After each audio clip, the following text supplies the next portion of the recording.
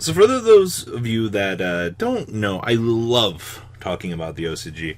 I love exploring things that they do, the crazy things, and the reason why they make changes to their ban list.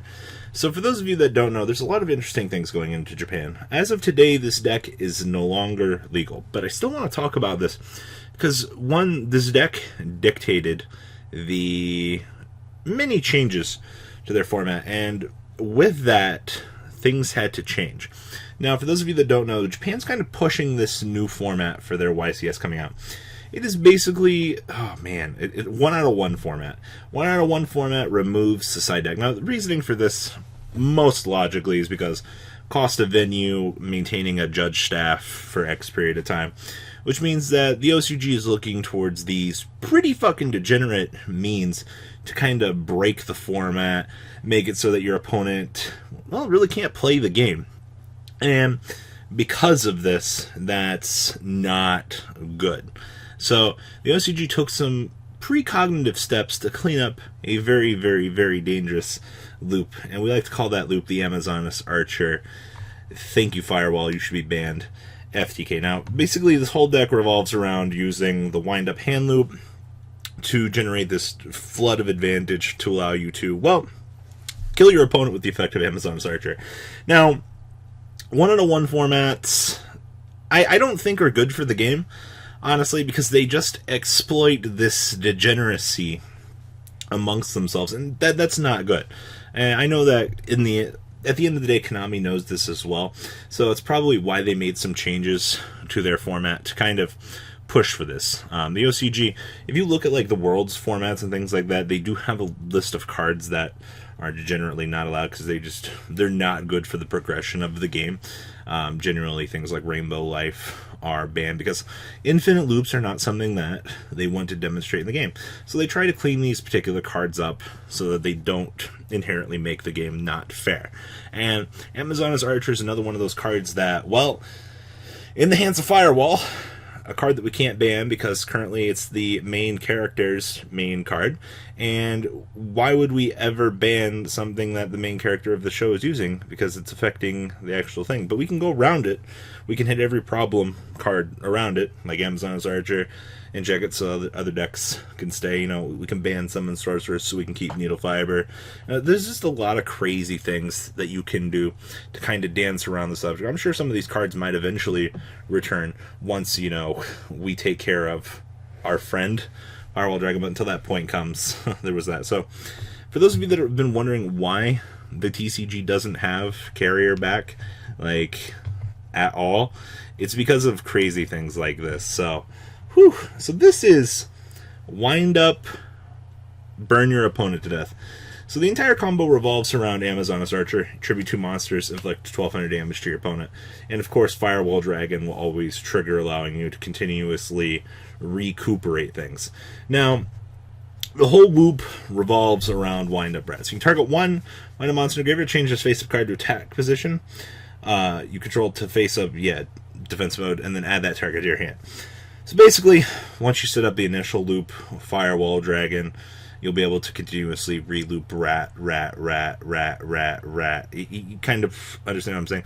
This is just some degenerate bullshit all wrapped up in one thing. Especially in a once again, one-on-one format. You're over here, you're like, oh, loop. And your opponent doesn't have a side deck. So your opponent's going to bring their most optimized deck choice already built into the main deck. And it's just one of the things I feel really weird about one-on-one formats. Now, this deck does play hand traps. Don't think it doesn't. Because these hand traps multi-purpose as level 3 monsters to get you into, that's right, Carrier, gets you into Invoker, so 2 copies of Ash Blossom, 2 copies of Ghost Ogre, very, very critically important cards to, one, not only stopping your opponent, but just ensuring that your deck can fundamentally go off. And now, we have to play triple copies of Gil Source. This whole deck revolves around getting those carriers set up. So, what's wrong with a level 3 that can special summon itself from its hand? If your opponent dumps a hand trap in their graveyard, sure, here, take it back. Absolutely. So, interesting fun fact, they are playing triple Gil Source. Now, with Needle Fiber does come Jet Synchron, of course. So if this card is in your graveyard, since there's Synchro material, you can add a junk monster from your deck to your hand. This card is in your graveyard, send one card from your hand to the graveyard, so I'll summon this card, but banish it when it leaves the field. You can only use one Jet Synchron effect per turn and only once per turn. So you have a tuner that can bring itself back from the graveyard. Enough said, honestly. And then, of course, we're playing one copy of Hip Hippo, all because you're playing fucking Carnival. Like, Carnival was getting broken in its day. Just another level 3 that you can make Invoker with. Like, explore all of your options. Like, some degenerate shit. It's so bad. Now, playing one copy of Quibble Hedgehog. This card is in your graveyard. You can special summon this card, but banish it when it leaves the field. You must control a tuner to activate and resolve this effect. This is very, very critical, I also feel, to the combo. Being able to have another monster that you can recur back out of the graveyard is very key. Of course, we're playing one Takum Tumborg, two Terratop. Once again, same logic as Gillosaurus. You need those monsters to be able to special summon. Also, the fact that this acts as another level 3 in your deck is so goddamn insane. And then, oh, that's my boy Warwolf I actually see there. Playing one copy of TG Warwolf. So, when a level 4 or lower monster is special summoned, except during damage step, you can also special summon this card from your hand. And then, of course, it floats, but we don't have anything we float into. The only thing we care about this is, once again, we're doing our combo. We want to make sure that we have the proper stepping stones. So, once again, one copy of that. 2 Wind Up Rat. This is the card that makes the road go round with Firewall Dragon. Infinite loops. Infinite loops, baby. And then, of course, triple copies of Wind Up Magician. You're actually going to use this with Shark to step into Nyarla to make sure that your opponent can't actually respond. You have effectively 4 means to make sure that your opponent can't touch you. Between Magical Midfield Breaker and Nyarla, you got to make sure that your opponent can't respond. And it should be no problem stepping into Azathoth in your combo, because your opponent's probably going to be holding their hand traps for more devastating times to stop your combo. And this is what I was talking about in a previous video. If you are looking at Azathoth as a degenerate card, it is absolutely degenerate. He has the ability to stop you, your opponent, from interacting with you. So as I'm killing you with my combo, your opponent cannot respond. And that's almost unfair. Like, talk about things in Yu-Gi-Oh! That should not be allowed. This is one of them. And of course, Midfield Breaker stopping that targeting. Yeah, very, very powerful. Triple copies of Wind Up Rat, another potential extender to make sure that your opponent can't play the game. Yeah. Triple copies of Wind Up Shark, once again, more stepping stones to make sure that you can get to those vital points and ensure that you can kill your opponent. Whole deck's combo deck. Triple Called by the Grave. So we have 3 Midfield Breaker. We have Azathoth. And 3 Called by the Grave? Yeah, our combo should be going off, right? We should be thoroughly able to end our opponent. Then we have 2 copies of Emergency Teleport.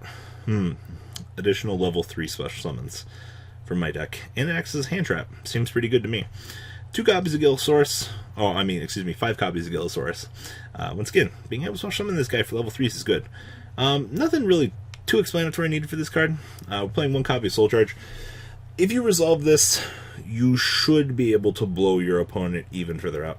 This is just going to be one of those cards that no matter how you are setting up things, it's just going to be a guaranteed blowout. And then, of course, triple copies of Super Hippo Carnival, special summon 1 Perform Pow Hippo from your deck or graveyard. Then you can special summon that many Hippo tokens, but they cannot be attributed. Monsters your opponent's control cannot target monsters for decks, except for the Hippo tokens. And special summon from your extra deck while you have a Hippo token. Well, unfortunately, we can't attribute the tokens to ping our opponent, but that's absolutely fine. We don't really care about that. In the extra deck, 1's in maintenance, additional adding from the deck. Summon Sorceress, the thing that honestly makes the deck go around. Being able to make this special summon more windups from the deck is honestly why this deck is degenerate. 1 copy of Link Kuriboh, 1 copy of Mermaid, 1 copy of Nightmare Goblin. You guys remember when I talked about the additional normal summons in the game of Yu-Gi-Oh! Were detrimentally bad for the success and well-being of the game? Well, this goes to show it. 1 copy of Cerberus, 1 copy of Firewall. This is what also makes the world go round. 1 copy of Needle Fiber, because we like this guy. Triple copies of Zen Maidi, being able to special summon from the deck, also key. Nyarla Azathoth, making sure our opponent cannot respond, also very good. 1 copy of Invoker, because Earth level 4 warriors are good. And 1 copy of a Material Metal Marcher. So this card is saying summon to target 1 2 in your graveyard. Special summon in defense mode but negate its effects. You can only use the effect of Material Metal Marcher once per turn.